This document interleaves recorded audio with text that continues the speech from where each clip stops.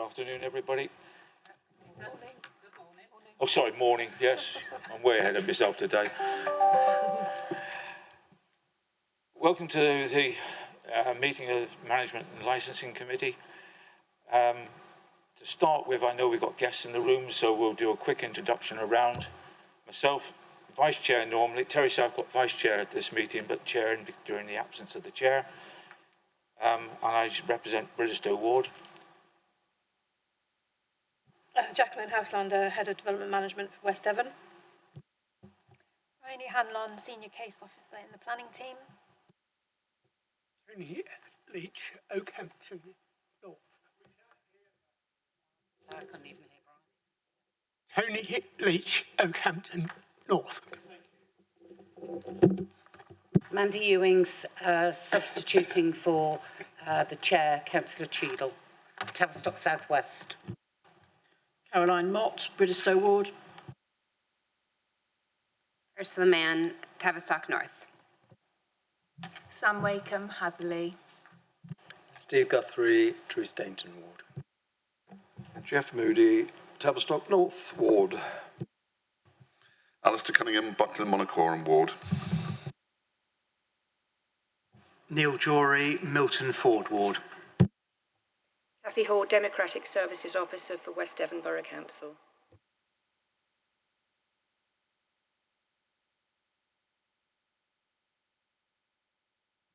David, you want to speak?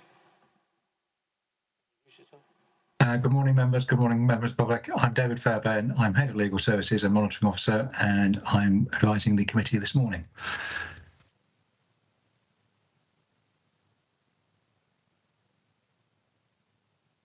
Lorraine Allen.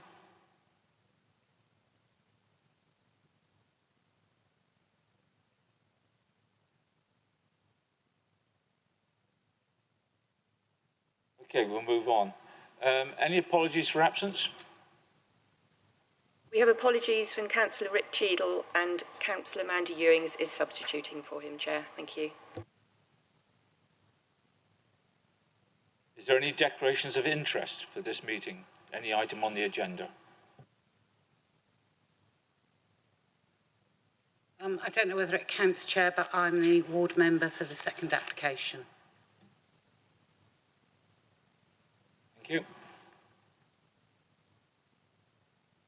As far as I'm aware, there's no items requiring urgent attention.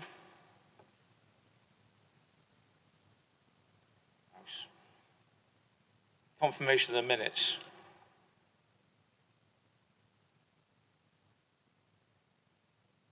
Any comments for page 1?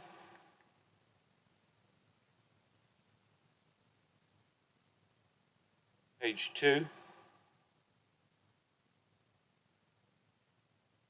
Page 3? Proposer for the acceptance of the minutes, please.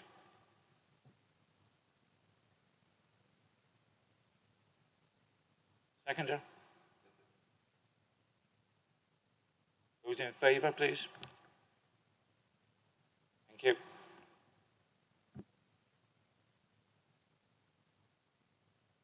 Councillor Mott, yes.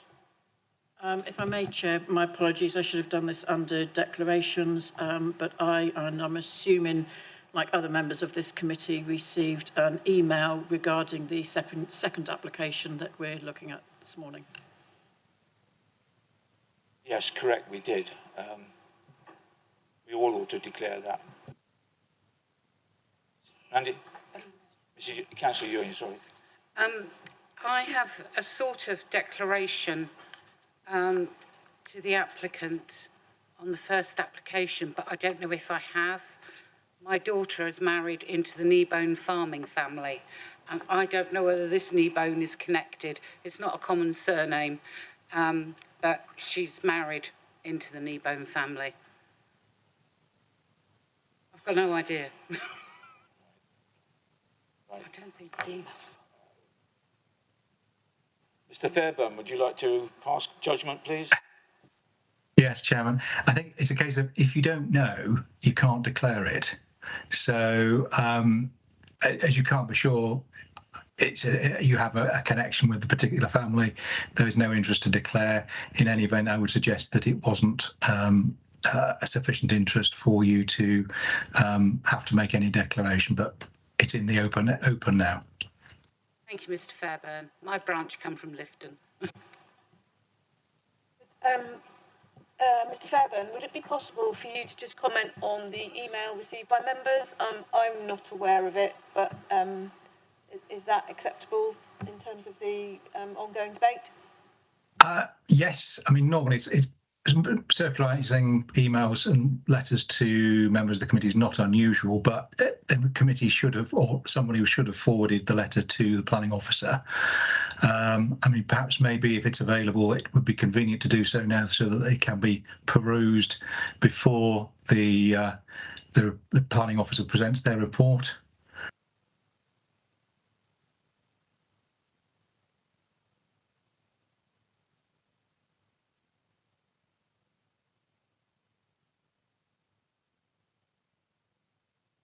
If I can just declare that I haven't received an email. Good. Thank you. No. Okay. Tony? Sorry, Councillor Leach, sorry.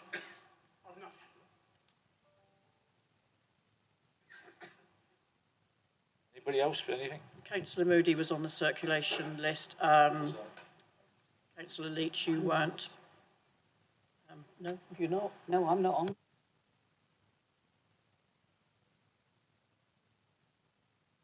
In which case, members, I would advise just to move on. I'm sure that if there's anything in the email that members will ask any questions about it, and they'll be dealt with by the officer in part of the presentation if that's the case. To be perfectly honest, I got the email and dumped it. I don't look at it at all, so I don't no idea what the content is.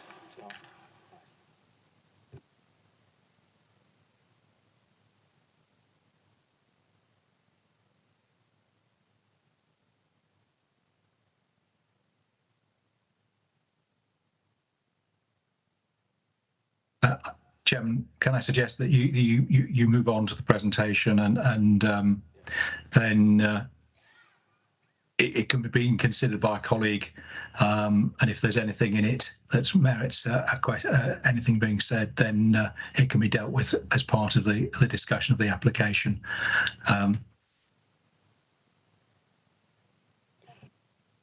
Thank you. Okay, so the first application today is 1314/23 OPA.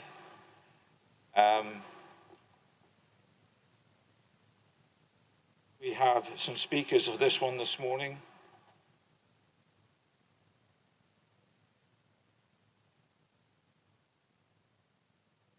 So first of all, would the officer like to do a presentation, please?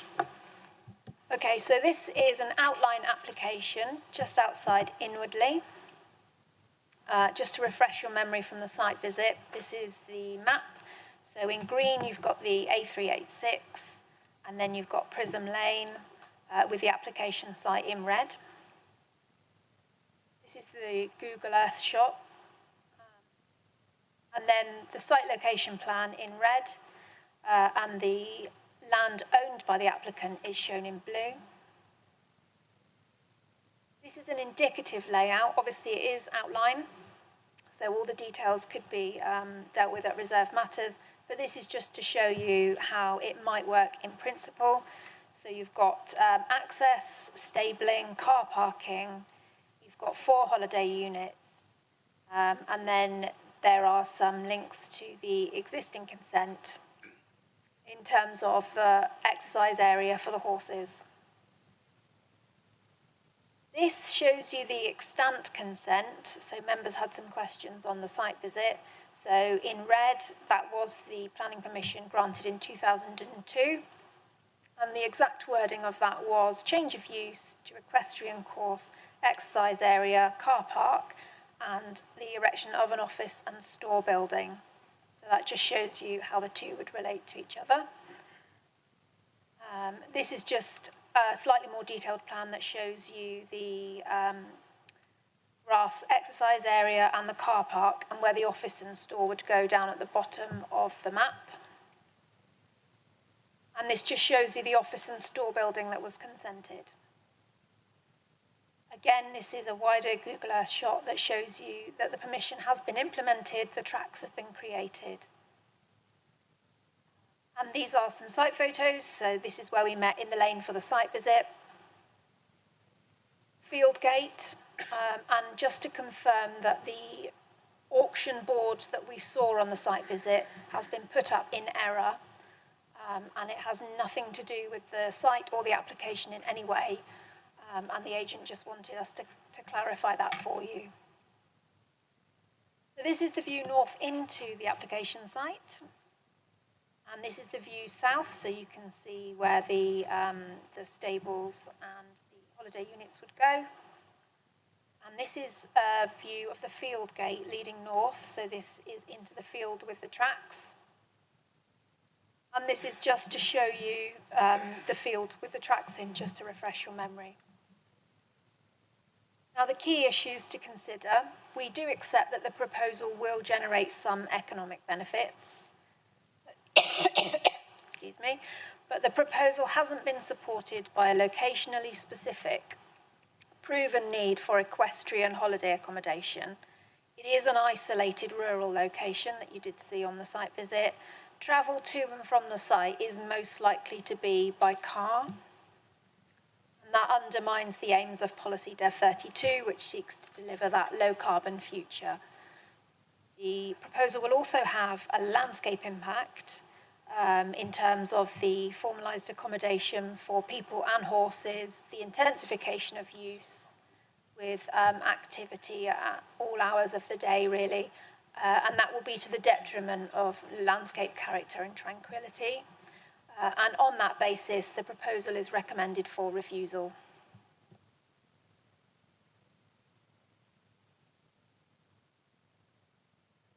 Thank you.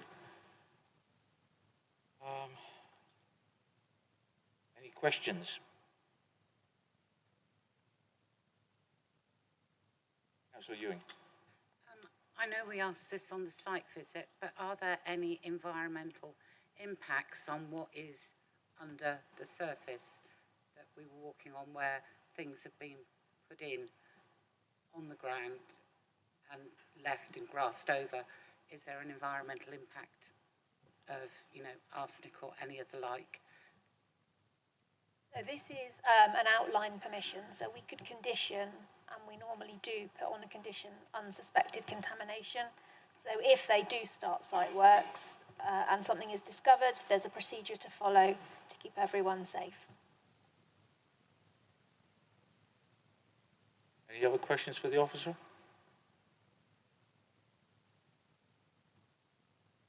Just to clarify, the email that you were all sent was actually about this application, not the second application on the committee.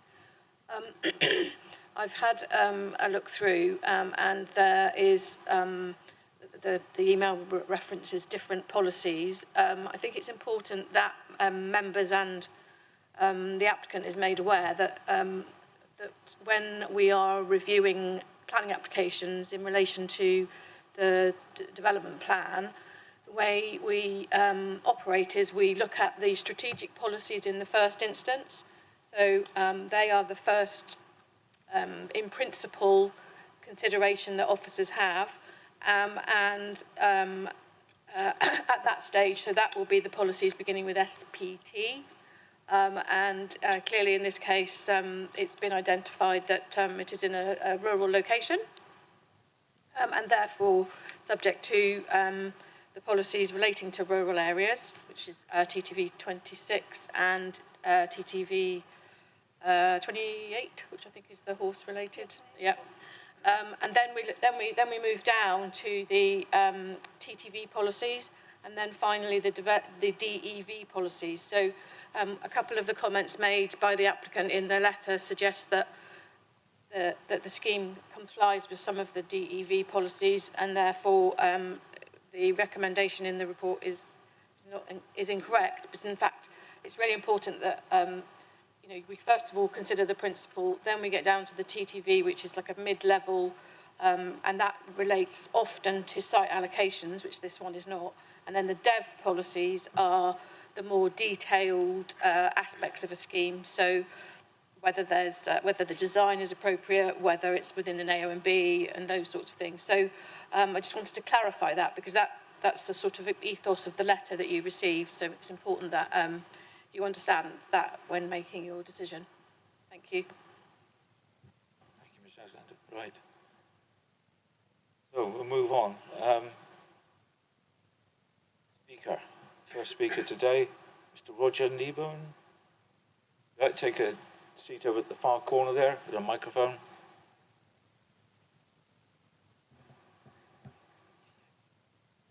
Press the left-hand bar to speak. The red light will come on. Okay. And you have 3 minutes when you're ready to start. Oh, it's the right-hand button. Okay. You'll get a warning when you've got 30 seconds left, and then you need to wrap up fairly sharpish at that point. Okay. Well, to start with an apology that I haven't got a laptop. I feel a bit underdressed. Yeah, I'm more used to driving a tractor. So, background of the site has been quite good. Obviously, we've got an existing asset there. As a farmer, I farm in Devon and Cornwall, but we also do tourism-based business as well. So we do holiday lodge type accommodation through to what is now 60-day campsite temporary things. We work with an equestrian business, St Leonard's Equestrian Centre in Launceston, and they do exactly what we're proposing already in Launceston. So they have accommodation, stabling, and a small equestrian course at Launceston. They've been doing it for 5 or 6 years. They've proven the market is there because they're over capacity. They can't expand their own site anymore, and they've approached me about this because the demand is exceeding what they can supply.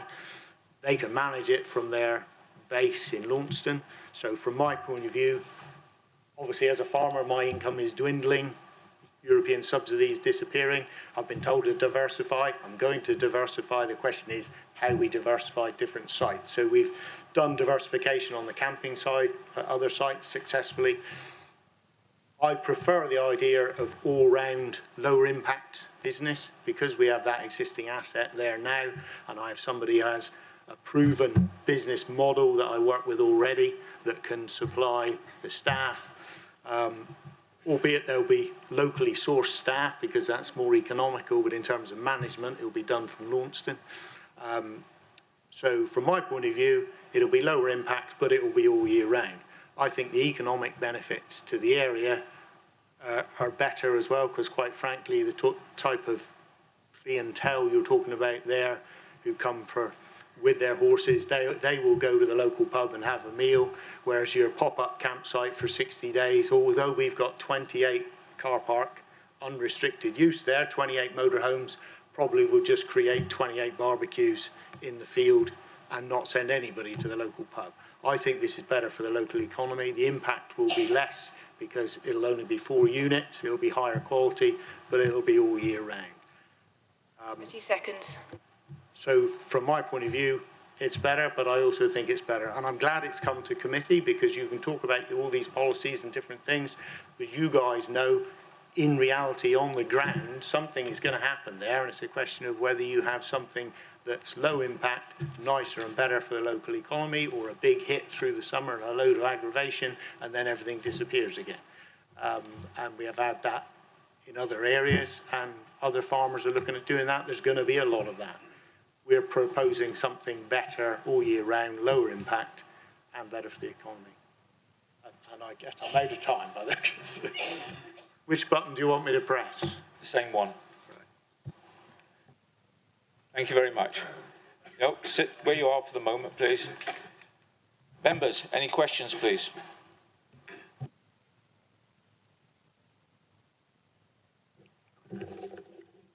You have to pick these up. Otherwise you just can't, no one can hear. My question is, when was the site last used for equestrian users? It's been used intermittently. It was certainly used last year, and that's been for specific daily events. We haven't opened it long term for some years. It's been odd specific events.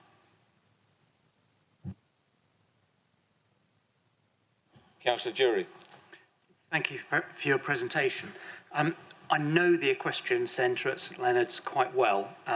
They've obviously built a really interesting business there, and they have some really interesting events. One of the things they have there is a cross-country course. Obviously, we walked through into the field beyond where we could see the hacking layout or whatever, however you might describe it. Is the intention that a cross-country type course should be built for events similar to the ones that are held at St Leonard's? Because if it is, that attracts a lot of people, a lot of cars, and is there sufficient access and parking to take those sort of events? So apologies, it's a sort of double question, but I hope you get the drift. Yeah, so what we're talking about, so if you know Andy and his business model, he's got an area of land that doesn't belong to him that he can use in the summer. So he puts on quite high profile events to bring a lot of day visitors, if you will, and you know, it brings competitors from all over the country, and that really is about he gets an income on the day from people paying to attend, people paying to compete, and so forth. He also does the accommodation, the stabling, and this, you know, holiday version of his business, if you like. It's the holiday version of the business that we are replicating, expanding, if you will. What he does with his event also is slightly different in that it's a fairly short course with lots of jumps. Ours is 3 kilometres long. It's much more about the amount of availability for riding as opposed to the obstacles, if you like, whereas the type of thing that he does is a very specific, like 3-day event type thing, and he's got a sound school and so forth. So that is a more event-based thing. We want to do the holiday and the leisure type thing. Does that? Thank you. Any more questions? Councillor Mott. Thank you. Within your email, you refer to local horse riding routes. I know I've got a very tenuous grasp on the area, but I'm not aware of where the horse riding routes were. So if you could clarify where those would be, please, if they are off the land. I'm also concerned about, and I appreciate it's an outline application and that's an indicative drawing of what might be put forward. I've got concerns about the available car parking space that there will be, bearing in mind if you've got 4 chalets there, so you'll be having 4 cars with boxes, whether that would be adequate parking for them along with the boxes. So if you could clarify that for me, please. So as far as the routes available, there are various bridleways around. I envisage them spending most of the time on the course. You know, people will, I think if they've paid to use that course, I think they'll spend most of the time on the course. But as I'm sure you're aware, and as Andy has told me, obviously for them to physically get there in the first place, they will have a horse box, no question. So if they want to go to Dartmoor and hack on Dartmoor and explore the beauty of that amazing facility that we have and unique one, then obviously they can do that very easily. But there are also obviously bridleways and so forth around. As far as the car parking is concerned, then as you say, that is just an indicative layout, and we will doubt, I mean, my agent would know more about this than me, but doubtless there will be dictates of what area has to be allocated and so forth. But that's further down the line, as I understand it. So. Councillor Ewing. Thank you. Mr. Kneebone, can you, on that indicative, because where the parking and the lodges are, where are the stables likely to go? Are they right in the corner? Yeah. Yeah.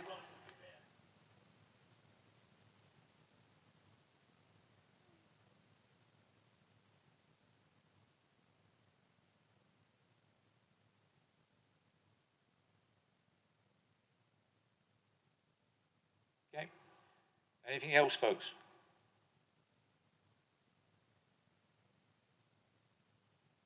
Okay, then we'll move to, thank you very much, sir. Thank you.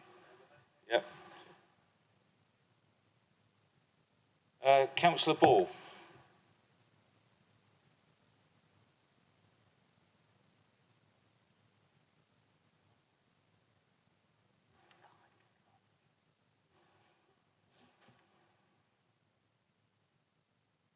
As you're well aware, you get 5 minutes from the time you start speaking. Thank you. Thank you, Chairman. Morning, members. Probably won't need that long. Just want to make a few comments. I'm not playing Candy Crush, by the way. I've made some notes. I called this application in. I've spoken to the applicant a number of times, and it's more about the, I guess, about the policy surrounding the application. And I, what was said earlier on about the high-level policies being considered first before we go down into the more detailed policies. But the detailed policies count; they're important. And for me, one of the things, and I'm sure my other colleagues, other members, particularly those who, well, all of us have rural communities in our patches, just about, I think, know how important that our rural community is, and particularly business in the rural community. And it's something that certainly I've been, I felt it's important, and I know other colleagues have as well, because I've heard them speak about it. And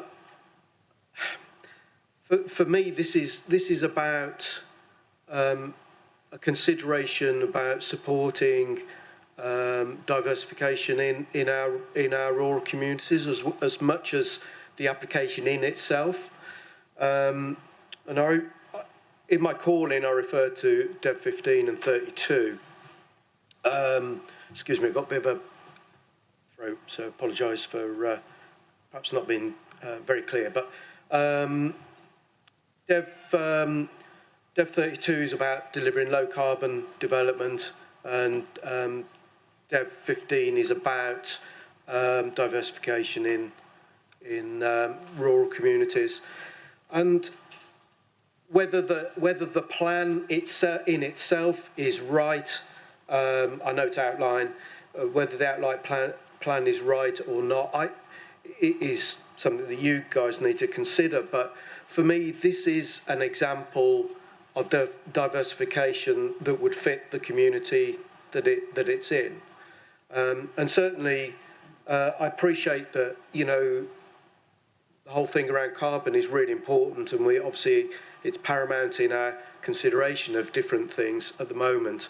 But I guess if you've got a bunch of people coming to use the business day by day, they're potentially bringing a horse box each day. In comparison to coming and staying for a week, they would come at the beginning of the week and go at the end of the week, and potentially carbon's been saved if they're staying there. And I imagine the members of the committee will be considering about concerns about whether the accommodation could be turned into other things later on if granted. But you can condition it to the business. Certainly, when I was on the national park, we did that a number of times, where a business was conditioned. And I think it's really important that our policies support as much. And it's, obviously we've got to follow the rules and regulations around planning, but I think it's also important that we try and support our rural businesses as well, and obviously vastly predominantly farmers. And, you know, farmers are having a tough time at the moment, as we all are aware. There's at least one farmer sat here around the table. And, you know, they're looking to try and do other things to help continue with their business. And, you know, I just put this out there, surely an equine business in a rural community is better than in the centre of Tavistock or Oakhampton. And I think, for me, if nothing else, could we ask that, you know, maybe we look at these policies in more detail as we go forward? Thank you. I'll sum up with this. You know, that maybe we look at these policies in more detail going forward. The leader of both groups are here. You know, maybe we need to tighten up on this or look at ways of exploring this to help our communities without, you know, undermining the important legal responsibilities we have. Thank you, members. Thank you, Councillor Ball. Any questions? Councillor Ewing. Hello, Councillor Ball. May I just ask, when we were at the site visit, we were advised by the local parish councillor who was there that we should not go back to the junction to do a right turn to go back on the A386, that it isn't safe to do so. And as a previous member of Hattock, the Highways and Traffic, you guys Orders Committee, could you give your view? Because we were all sent all the way through the village. Thank you for the question. I'm not a highways engineer, and should the application be fully pursued, I dare say highways will have their say on that. Yeah, there's lots of farms and communities that are operating within our region that have narrow lanes and difficult accesses, but we kind of work through them. I think I don't know what else I can say. I'm not a highways engineer.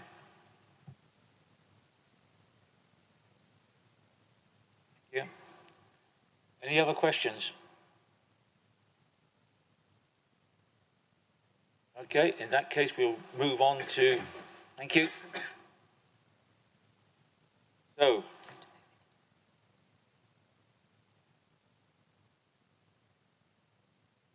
move that the recommendation is to refuse. Do I have a second? I'll propose it. Seconder, please. Thank you, Councillor Mott. To debate. Councillor Jury. Thank you, Chair. I'd just like some clarification on something, if I may. It's with regards to Dev 32, which I've always been somewhat confused about, and in particular, in this particular case, is quoted as being a reason for refusal because of the use of private cars to reach this location. Dev 32 is talking about low carbon development. It doesn't specifically mention cars at all. It's about design and layout and materials and buildings and making those buildings low carbon. Whilst we're all still using cars and using motor vehicles and planes and tractors and everything else to get around, we still have those as a means of transportation. People come to West Devon using their cars, and we're very grateful for the tourism income. It's a major part of our economy. And I'm sure myself that in agreeing the JLP, it wasn't councillors' intention to stop people using their cars to come here as tourists by agreeing to Dev 32. And I wonder why that's applied that way in this and other cases. So that broad aim of Dev 32 is to transition to a low carbon way of life, so that's why it's referenced. But as Ms Houselander was saying earlier, the strategic policies also feed into that. So those SBT policies set out the spatial strategy. So by following the settlement hierarchy and locating development close to public transport and daily amenities and services, we build in that reliance on public transport rather than the private car. So that's obviously what we were talking about earlier when we talk about how the policies are read together. So that's kind of how Dev 32 plays into that one. If I could just come back on that, I accept that. I still don't think the point of Dev 32 is to stop people using their cars, and the way to a low carbon future is by having low emission transport for everybody, which I think will come in due course. Certainly in rural communities, we need transport to get around. Public transport is limited and often not convenient. And I think my view would still be that Dev 32 was not intended to predicate a refusal on those grounds. But I don't know if others have the same view. Anybody else? Any of you? Mrs. Hoslander. Sorry, after you. Okay, just to clarify, I accept what your view on Dev 32, but I just wanted to point out that it's actually one of many policies which it's identified as being contrary to, and it's more it was referenced more in terms of the aims of that as opposed to the specific parts of that policy. Thank you. Councillor Leach, you want to speak? I'll try, as usual.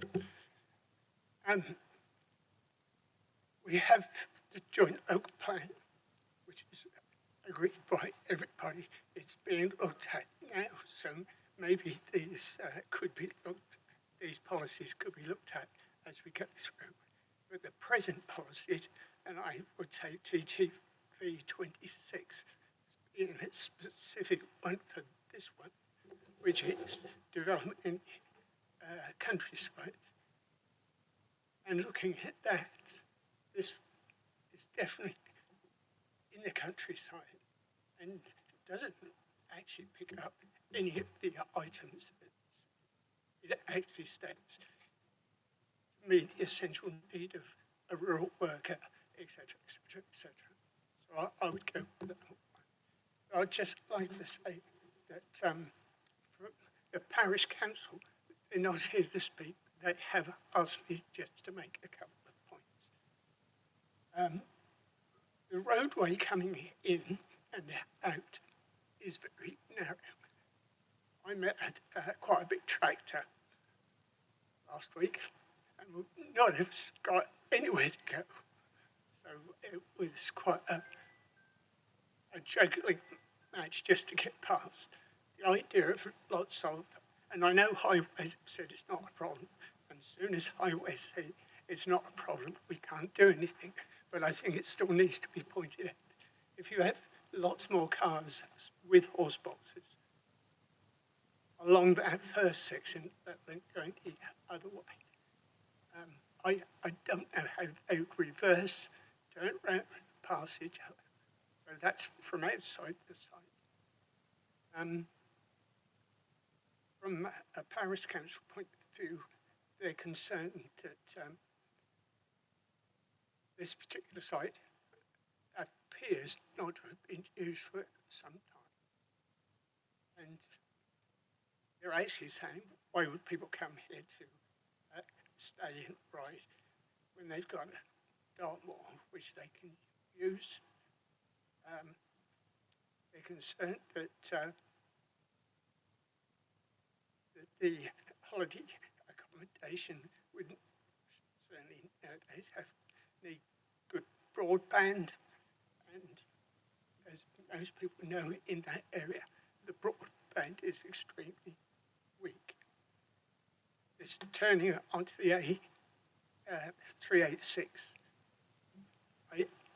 I know it's local knowledge, but when the locals say take this other route rather than go out that way, they must have some reason to do that, because you wouldn't go all the way around the houses when you've got a short distance to get. Yeah, I think that's all.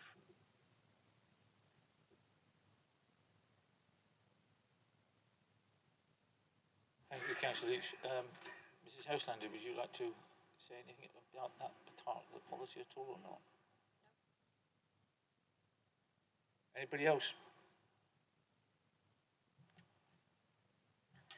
Regarding that lane, would it be possible to make lay-bys? People to pass? Mrs. Houselander. That would involve land outside of the red line that we are currently considering. So the application has a red line and we consider what's within that red line. So it would require quite a bit of land outside of that red line and possibly not within the ownership of the applicant. So potentially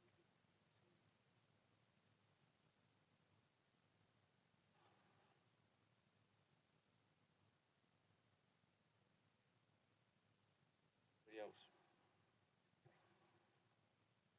I'm sorry, sir, you're not on the list.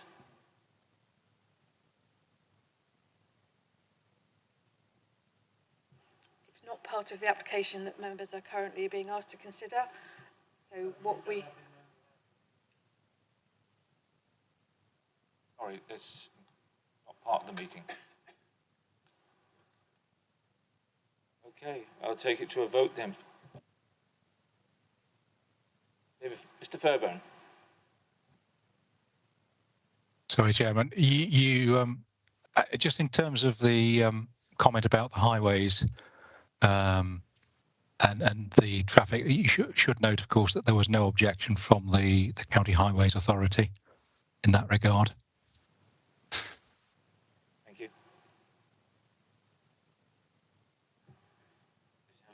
And neither is there a reason for refusal on highway grounds. The reasons for refusal are not highway related. Okay, we'll take it to the vote then. Those in favour of refusal, please show.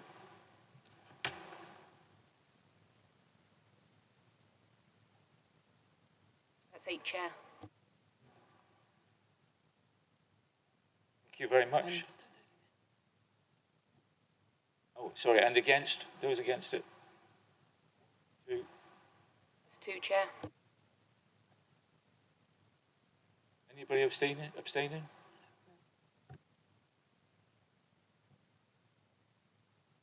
Sorry, the motion is carried.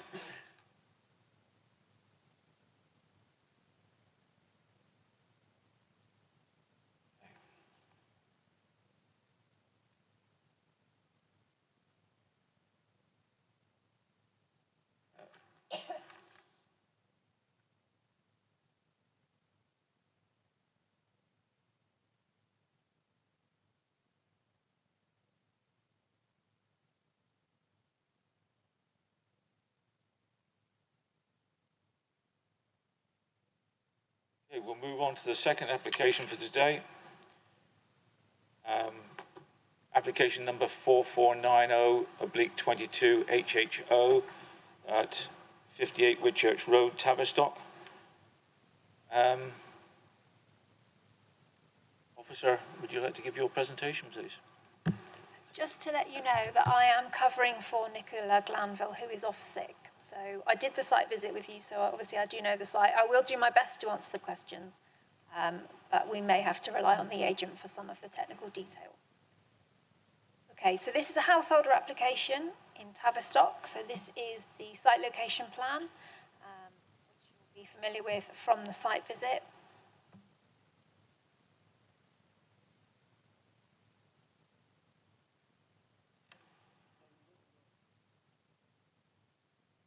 Okay, so the key issues are policies Dev 20, which deals with design, scale and massing of the extension and the materials in terms of the zinc cladding and the visual impact on the host dwelling and its wider setting.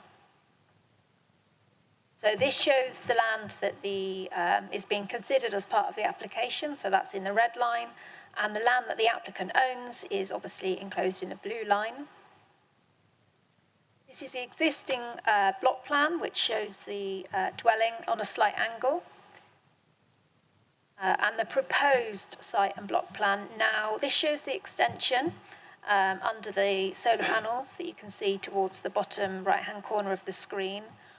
At the site visit, members asked for clarity in terms of the distance between the extension and the boundary. And so right in the bottom corner here, I've measured the distance at about 1.8 metres. This shows the whole of the site and the block plan, so you'll remember the garage and the trees that we stood under at the visit. It shows the existing ground floor plan with the greenhouse that you'll remember from the site visit. The proposed ground floor plan, existing first floor, and the proposed first floor. It also does cover the second floor plan with a sort of roof void, and that will be ever so slightly extended. And this shows the proposed roof plan with a roof light, and that these are the existing elevations. Now, the case officer has assessed the application on the basis that the southwest elevation is the principal elevation of the building. So just to clarify that one. And this will be the proposed front elevation. That's the way the case officer has assessed it. And this shows you the extension and the zinc cladding. The proposed side elevations and the rear elevation or the northeast elevation. This will show you the site photos.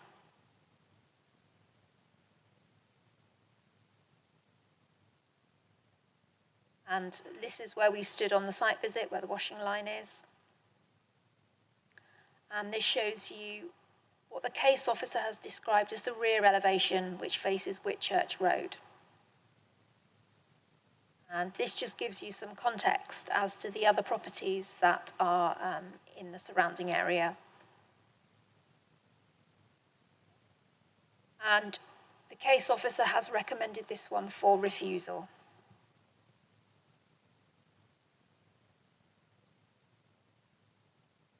Thank you. Any questions for the officer? Councillor Moody. Thank you, Chair. No, I'm a little confused, I'm sure others are as well, which is the front and which is the back. I know that the officer has decided that the back is going to be the front and the front is going to be, or the roadside is the back.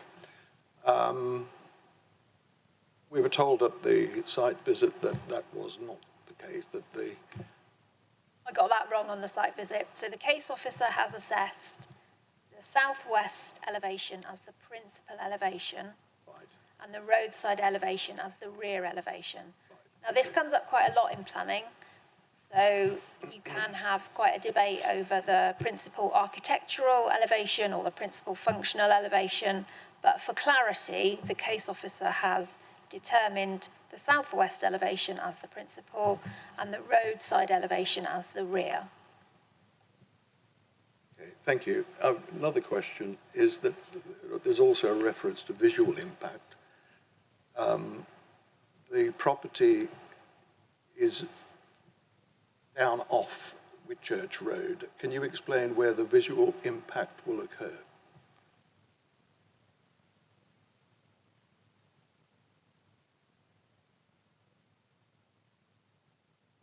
As I understand it from the case officer, the impact will be partly from the road as you drive past or walk past the site, but also from across the other side of the valley as you look up the slope, where you know, you can see, you can look across and you can see all of the houses along that slope, and I think that's one of the areas where the concern is. Okay, thank you. The other thing is mass and size. Looking at the last photograph that you showed up there of surrounding buildings, a lot of them are of a similar mass and size to the proposal. As part of the joint local plan, the development has to coincide with local distinctiveness. And if you look at the buildings around it, can you explain how it would impact on the local distinctiveness? I think the case officer's view was that some of the surrounding developments are of an age, maybe 1930s, 20s, I think she might have mentioned, and as is the existing building, but the proposal actually is at odds with that era of development, and so that's, as I understand, the impact she has considered in relation to the local distinctiveness. One final question is that you can confirm that it is not within, we need to just highlight that's not within the conservation area or the World Heritage Site, nor does that area have any historical significance to the landscape or the buildingscape within Tavistock. Yes, I can confirm it's not in the conservation area or the World Heritage Site, and no other designation of any sort, no.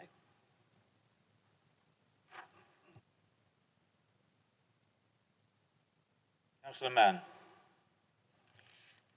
One of the issues that's been raised in the application was around the use of materials, and I understand that some of the materials are different than the materials that are currently on the building. But those materials do seem to, I was looking at Dev 20, they seemed to me to be design solutions that are resilient and are more climate change orientated.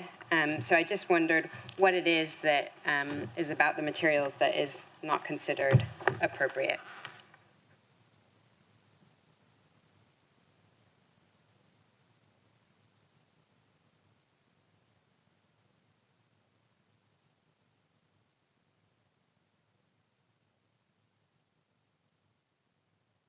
Just reading from the officer's report, whereby she has indicated that the materials, the zinc cladding, which is the proposed change to the materials, is not appropriate within the context of the other buildings. So I think quite a few of the other buildings in that area are rendered, and therefore there's a concern that the zinc is out of character with those.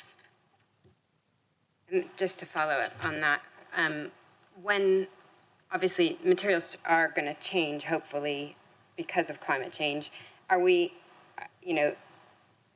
what balancing happens within the planning system on material uses when you're balancing design and fitting in versus climate change? Is there another policy in the joint local plan that would guide us on that?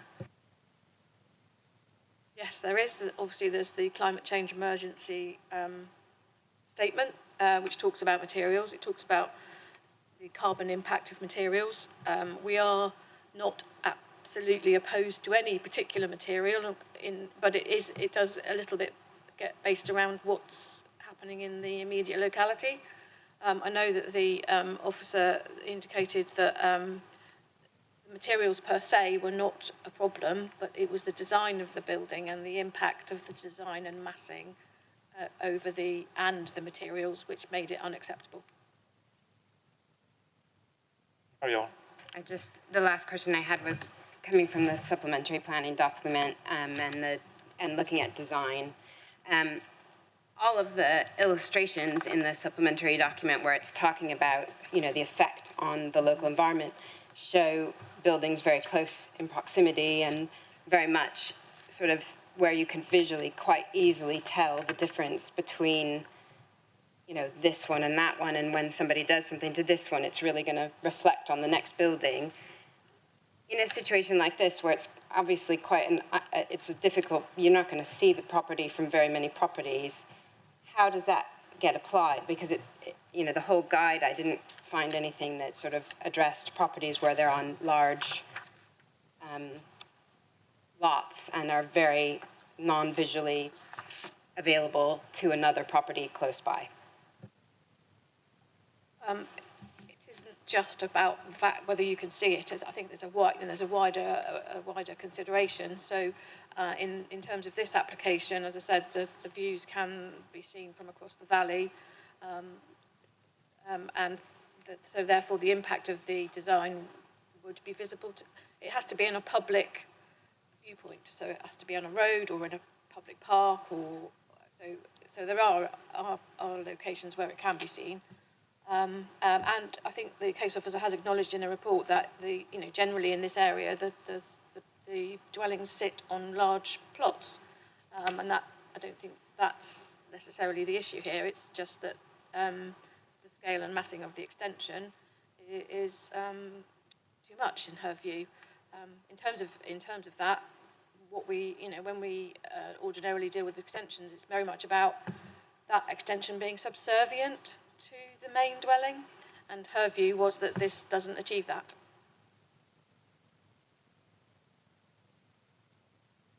Councillor Jeffrey. I'm not clear, possibly it is clear, with the new materials that are going on the extension, with the house as it currently stands, are there going to be any changes to the walls and the materials on the existing house? Because it was clearly not in perfect If you can see repair, on so the I wonder if they were plans gonna here, if you can see on the plans, so you've got zinc cladding on the extension on the right-hand side, and then you've got slate on the main building. So, and obviously the render is kept at first floor level. So you can see from the plans that we've got up that there will be the addition of slate. retaining that render at the base, so that's as it looks. Okay, thank you. Councillor Ewing, you had a question just now? Yes, I did. When in the officer's opinion does we need to stick with pastiche as opposed to we often, when it's an older property, you want to see a clear view of the new design with the property. And there's many properties in this road, because I represented this area for 20 years. I've walked up and down all those drives, I can assure you. But we've had a lot of applications in that have asked almost for something similar further along the road. I could name the numbers. And I will come back to the bit about the valley, but I just want to know, because sometimes you say you don't want it to be a pastiche, so we don't want it to be, you know, a glorified 1920s house. We want to show there's been a clear extension on the property. So this one, you're asking for it basically to be pastiche. As I recall from the officer report, the issue is not whether it's pastiche or not. It's actually that it's too large and the scale is out of character.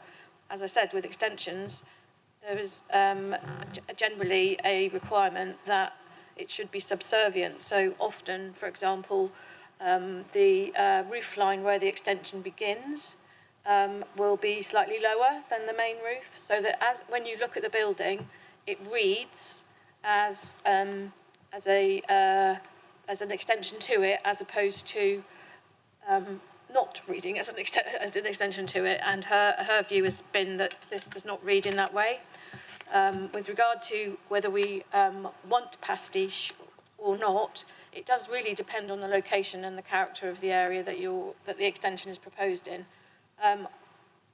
I haven't been on site. I don't know if you would like to comment in terms of that area, in terms of what the officer may have been thinking in that. Okay. What I would say is that by making a decision on this application, you're not giving guidance to other properties in the road that this is what we are or aren't encouraging at other properties. Each case is considered on its own merits. I have a comment about the view, but it's more a challenge to the point that's been put forward. So I will do that in debate, or in my ward members' comments. Is that best to do that then, or mention it now? Leave it to you later on in debate. Yeah. Councillor Moody. Final question. In the report, it mentions a reference to the supplementary planning.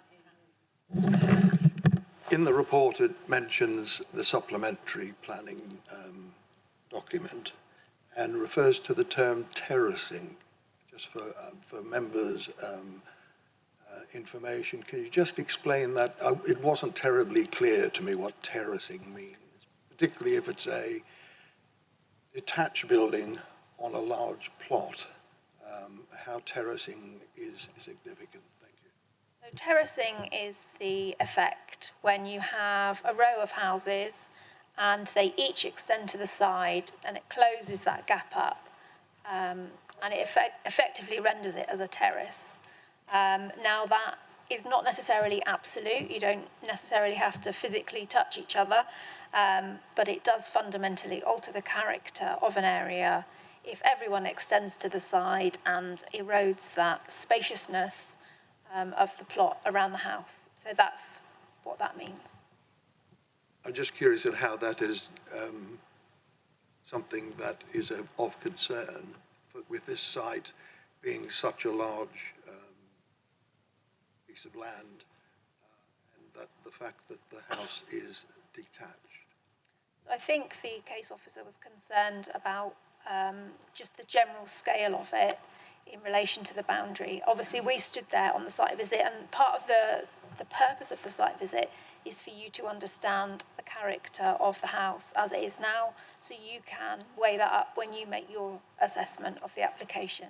Obviously, the case officer set out how she feels about it, and that's something for you to consider.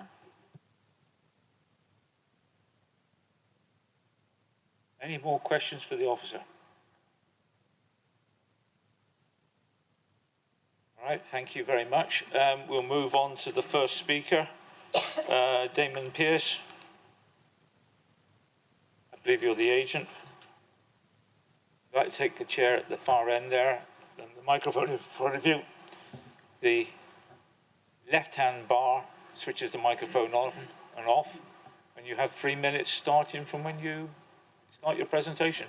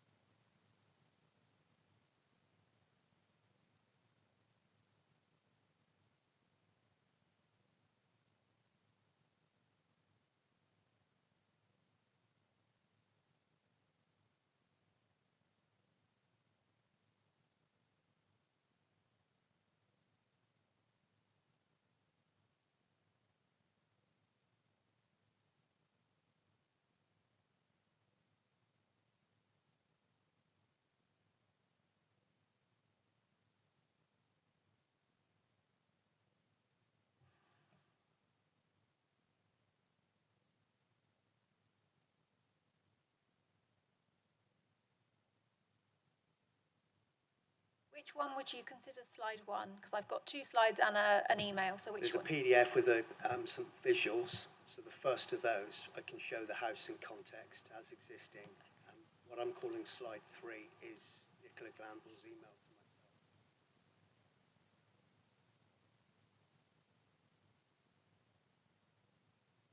Turn your microphone off when you're not speaking, please.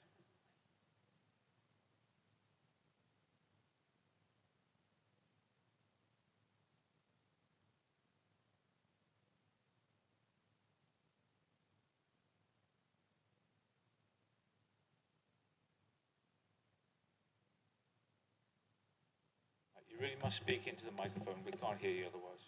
Okay, that's the house in context, taken from across North Tavistock and Viaduct Walk. This householder application is for a 2-storey side and rear extension submitted to West Devon in December of last year. The building sits within a large mature plot on a steep topography with the front of the property facing Whitchurch Road, the rear into the garden. The house can be seen from some vistas. The house cannot be seen from Whitchurch Road, aside from the uppermost ridgeline. The existing property is circa 1920s, is showing signs of disrepair that requires structural attention and upgrading. The brief called for an additional bedroom and for larger connected living accommodation on the ground floor to repair and thermally upgrade building fabric and to implement renewable technologies. The proposed design for an extension is an asymmetric roof form that extends down into the rear garden. The building envelope proposes new externally fixed insulation and windows, the insulation overclad on the ground floor with render and the upper floor in natural slate. The early designs considered that the combination of materials coupled with the roof form would help lower the whole building into context. Slide 2, please. The extension would be clad in a pigmented zinc that's being used in the context of the Tavistock Conservation Area. In looking at the photo montage, the building sits comfortably in a setting of individual houses. The application followed a pre-app to replace the existing dwelling. The pre-app response advised that the proposal should accord with Dev 20 and Dev 32, which aims to reduce reliance on carbon and to consider the long views from which the property can be seen. The resultant application has responded to the pre-app. This householder application has taken almost 10 months to reach determination from point of submission. Slide 3, please.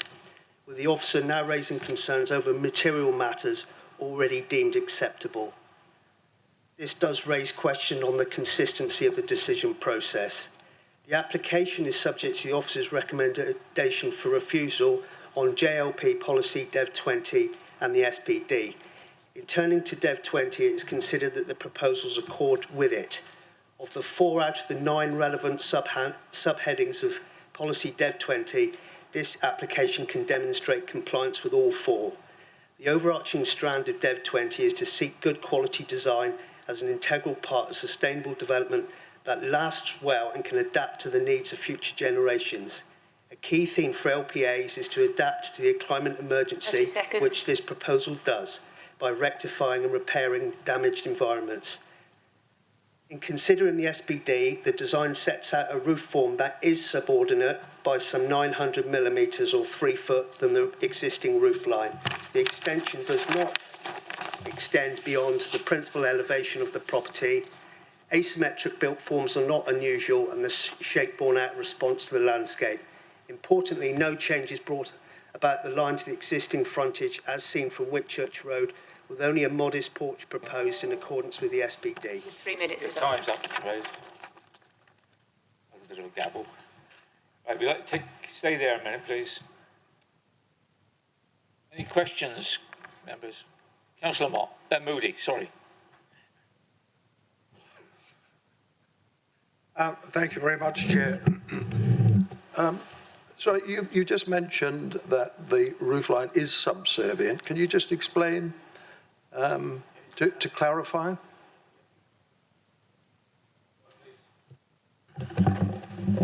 We go back to the extension here. There's the ridge of the existing, and then it drops down 900 below. So the extension is subordinate.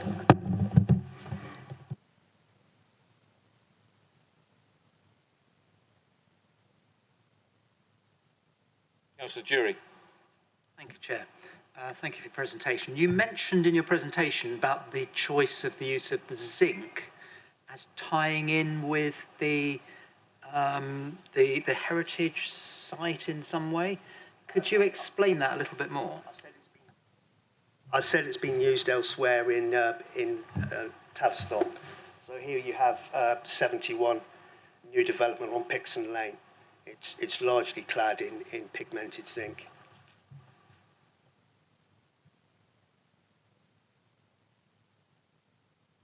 Councillor Mann. Sorry, on the email, did you say that there was no issue with the materials and now there is? I wasn't sure what you're implying, that basically the materials have been approved, or? If you could go back to the email of 27th of March.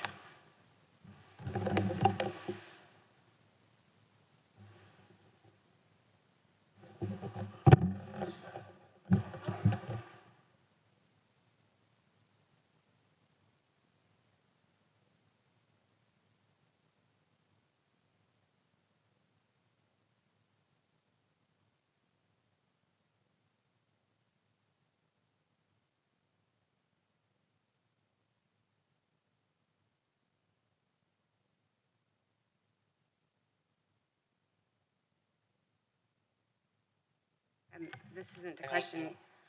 Councillor Mann. Sorry, this isn't a question for him, but I'm just wondering if that is relevant, or if, has the opinion changed? Because in the actual officer's report, we have a different view on the materials. Do we know why that changed?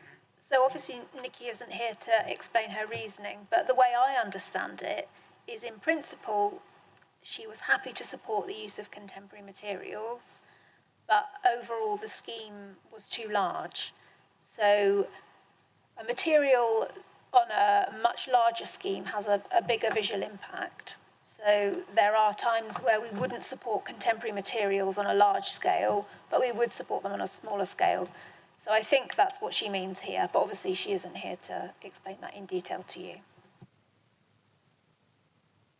Carry on again. Sorry, just one more question. Did you say that you submitted this in December last year? Yep. Have you had multiple conversations, or what's happened? Why is it now October and we are still looking at it?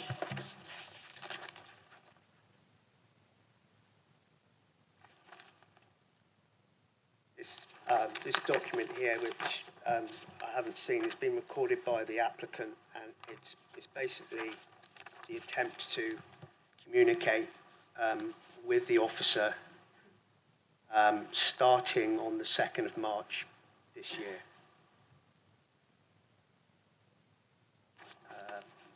Numerous efforts to get the officer to come to site. To the microphone, Can you please. speak into the microphone more, please? Sorry, I was saying that efforts to contact the officer, Nikki Glanville, started in March of this year, some 3 weeks before the target determination date. Mrs. Houselander. I just wanted to say that that there has been quite a long. Application has been with West Devon for quite a long time.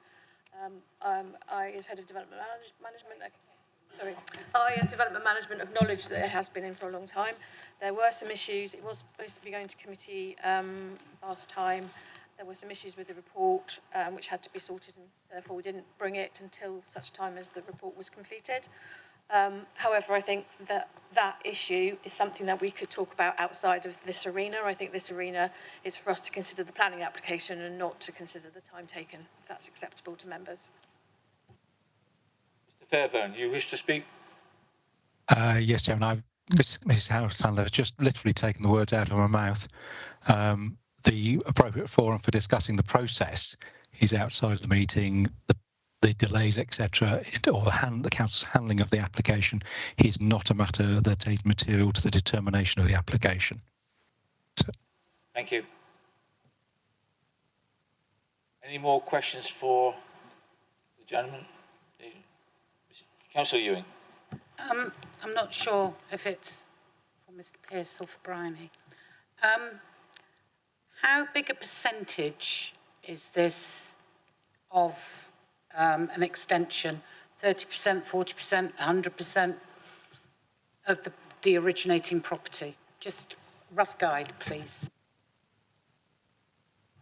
I would need some time to work that out as a percentage. There is an existing sunroom there at the moment on the ground floor.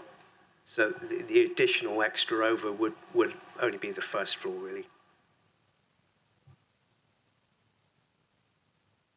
Any more questions? Okay, thank you very much for your time.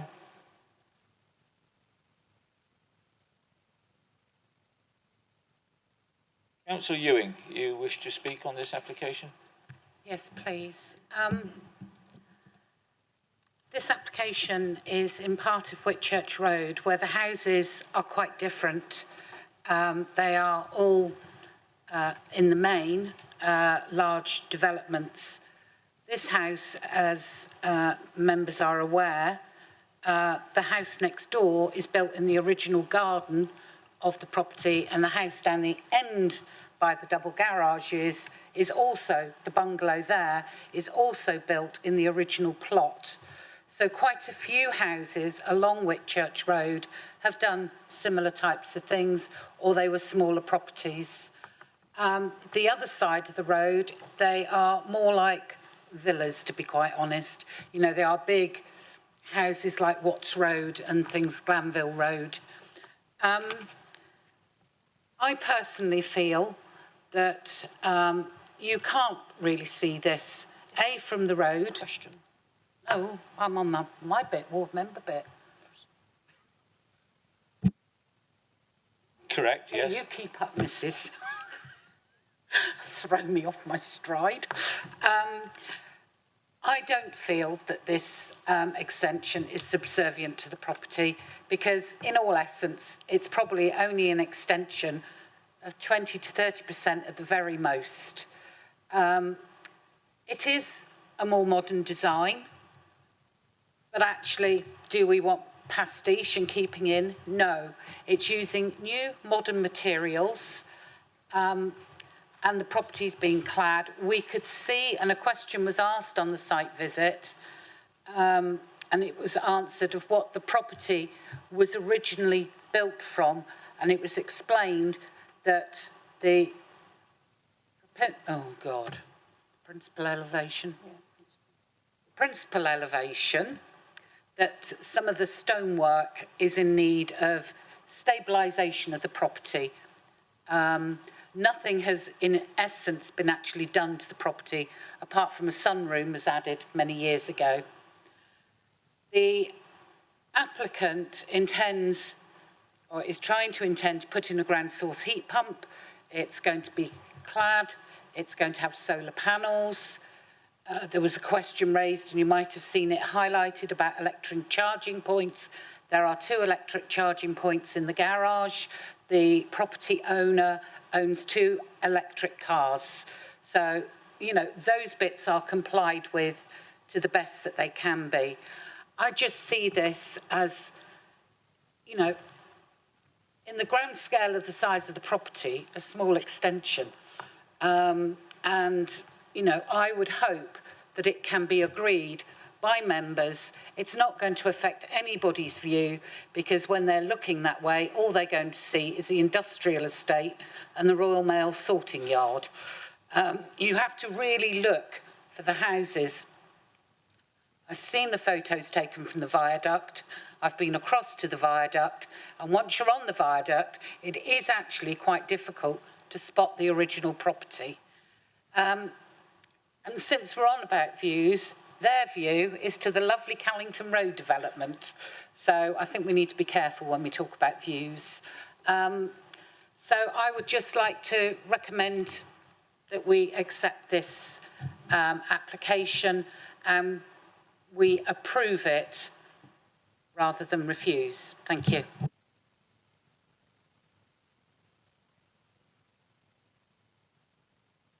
Okay. Any questions for Councillor Ewing? Councillor Dufferin.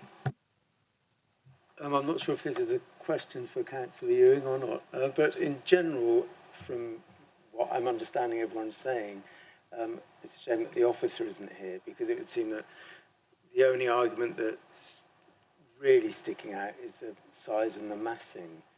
So I just wanted to highlight that, but you can't really answer that, because it would appear that everything else seems to conform or confirm that it could be a development that we can... So do you actually have a question? That's the point at the moment. Or is this for debate afterwards? I think it was a rhetorical question, so I withdraw the word question. Thank you. Anybody else got questions for the member? No. Right, we'll move on. The proposition is for refusal, therefore I propose that the application is refused on the officer's report. Do I have a seconder, please? Thank you, Councillor Mott.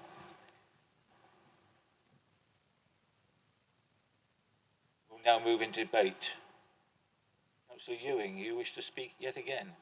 No, because I'm confused now, okay? Right, you have your debate.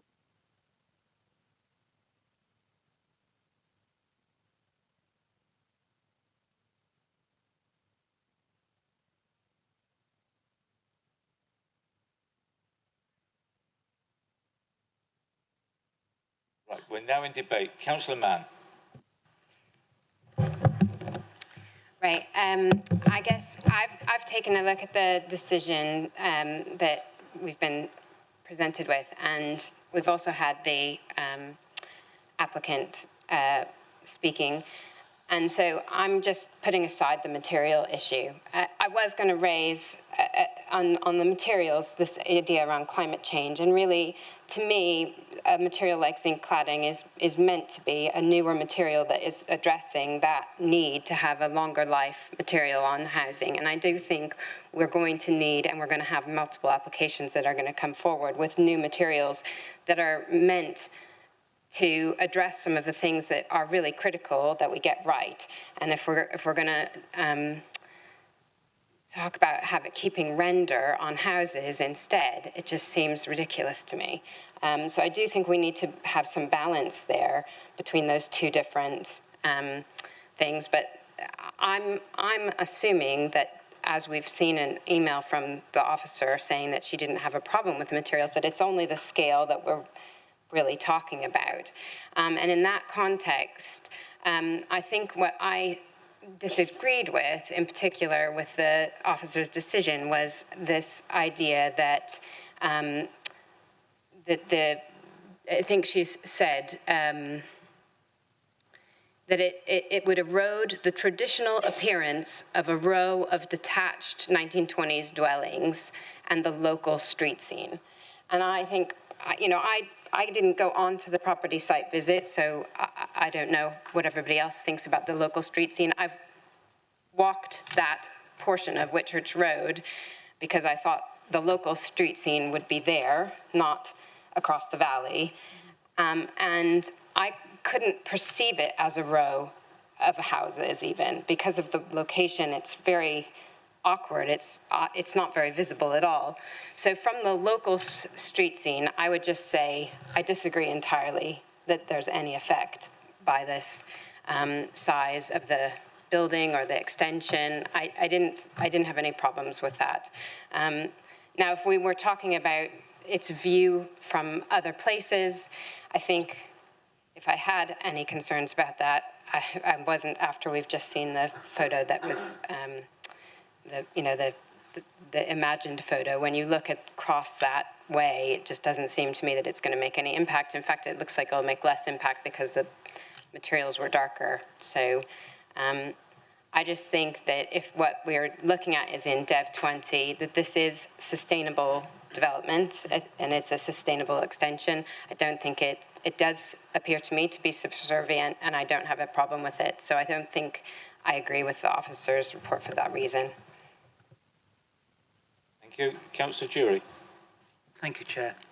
I'd like to agree with the previous two speakers and maybe add something in. It seems to me that if we're serious about Dev 32 and delivering low carbon development, we have to take into account the techniques that that architects and others are going to try and use to bring older properties up to scratch in terms of their insulation. And one technique, as I understand it, that they will use is by building a wraparound type extension that provides that additional insulation. Seems to me that with everything that's been done with the pre-app and the design here, that's been the attempt that the architects are trying to achieve. I mean, I agree. I think they have made an attempt to make it subservient. I would also say that next door is a more modern property. And I think the roofline on this extension actually seems to try and tie in quite well with the roofline and an aspect of that property too. So I also find myself disagreeing with the proposal here. Thank you. Anybody else? Councillor Ewing. I'll just also add that the property next door has no windows down the elevation, so there is no looking to either property because it was built for, the equivalent of family, grandma or whoever moved next door, and the property, remains in the ownership. And yes, that was it. Thank you. Chair. Yes. Just to add in really to what Councillor Jury said, and also Mandy, in relation to the building next door, if I could be reasonably unkind, that building that was built next door is a really poor architectural design and adds nothing in terms of sustainability, and that got approval. And whereas this is something that's significantly more interesting and is addressing the current policies that we're trying to develop. I did notice when I was at the site visit, there was markings on the wall, which I was told was due to tie bars within the original construction. I assume that some of this work is to address the problems with the building and give it more insulation, so it will retain the building rather than let it deteriorate any further. If I just clarify for members, there's one reason for refusal, and I don't think there is a concern about the overlooking to the neighbouring property in terms of the reason for refusal, but there is concern about its scale and size. The materials, I think, are not as much of an issue, so if members were concerned that they didn't want to refuse something on a sustainable material, there would be a possibility for us to remove that from the reason for refusal if members were inclined to refuse the application. Thank you.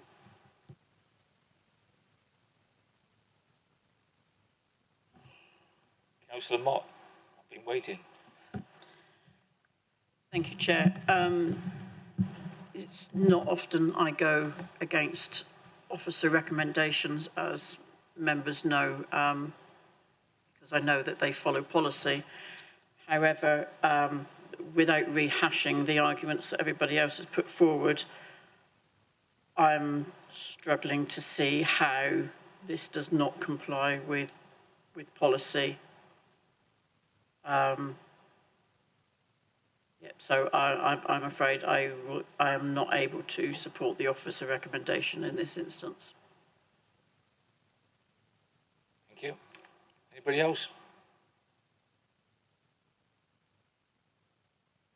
Okay, at this point then we'll take it to the vote.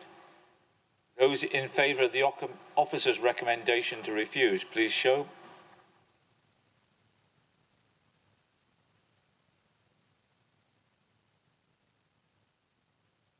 Those against the officer's recommendation.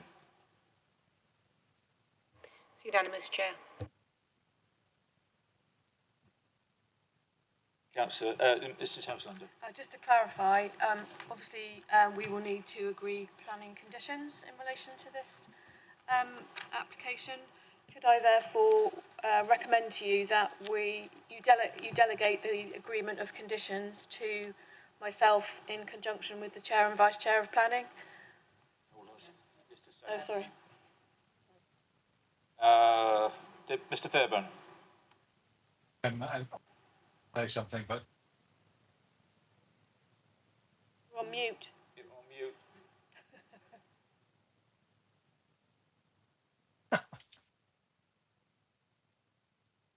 don't know.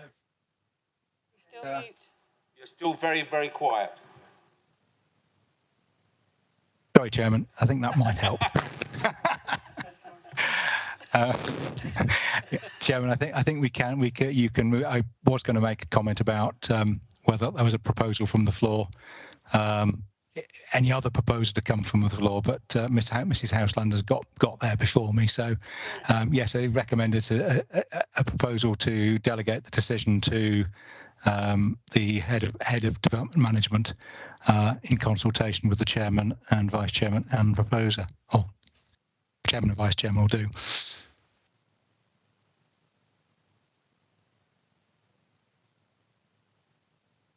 Right, we have a proposal then that we delegate authority to the head of planning and the officer for any planning conditions. Is that acceptable by everybody? If I can, Chair, I believe that was in consultation with the Chair and the Vice Chair. Yeah. Yes, you're correct, ma'am. Thank you. I'm happy to propose that. Thank you. Seconder? Councillor Jury, thank you. Those in favour? Unanimous, Chair. Thank you.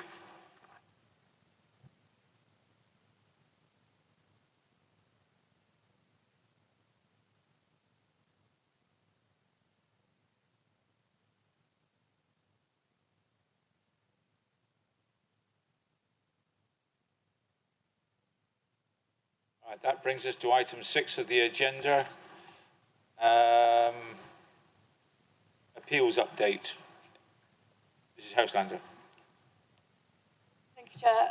There's only two decisions which on the list, the others are appeals, either lodged or one is withdrawn. The first appeal, which it was dismissed, it was an application for the erection of a holiday let at Morwell Down Bungalow, Morwellham. There was a previous appeal on this site for the same development. That previous appeal did not feel that the proposal was contrary to the area of outstanding natural beauty, but had raised concerns about the location of the development in relation to it being a holiday let.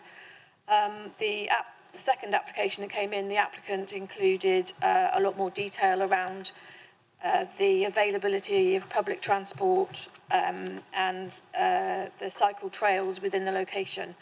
The cycle trails, the second application described it as being much more cycle-focused holiday accommodation, but the inspector in this case did not agree and felt that it wasn't necessarily close enough to the cycle networks in the area, and the roads in the area were not suitable for walking to other tourist attractions such as Morwellham Quay, and therefore said that there was no need for that type of accommodation in that location and dismissed the appeal. The second application was a householder application for a proposed extension in place of an existing conservatory on Brook Barn, Milton Combe. This was a split decision, which we don't often get, but we did in this case. The inspector agreed that the proposed extension should be dismissed, but allowed the slight increase in the size of the two. There are two accesses to this property, and he allowed the slight additional size of the two accesses on the basis that he felt that there was a neutral effect on the conservation area and the scenic beauty of the area of outstanding natural beauty, but felt that the extension had actually less than substantial harm to the conservation area. And in those cases, there needs to be a demonstrable public benefit if we go with the application, and he felt there was no very limited public benefit.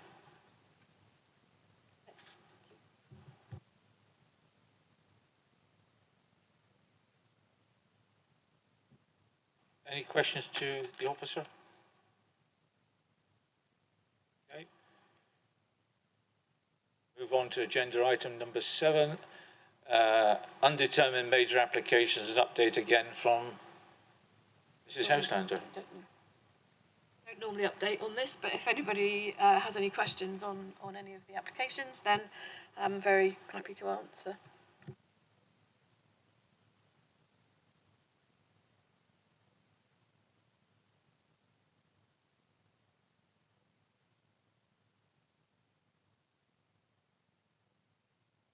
No questions?